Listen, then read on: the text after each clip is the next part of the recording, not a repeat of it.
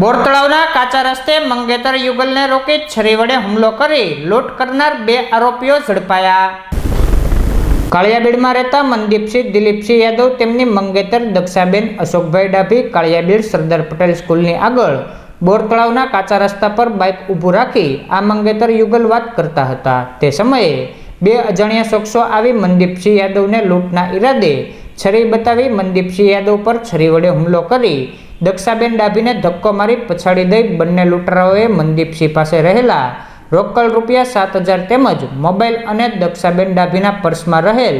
રોકડ અને ચાંદીના છડાની લૂંટ ચલાવી નાસી છૂટતા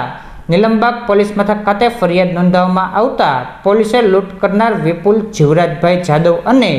હરેશ ઉર્ફે વિજય ભૂપતભાઈ રાઠોડને ઝડપી લઈ લૂંટનો ભેદ ઉકેલ્યો.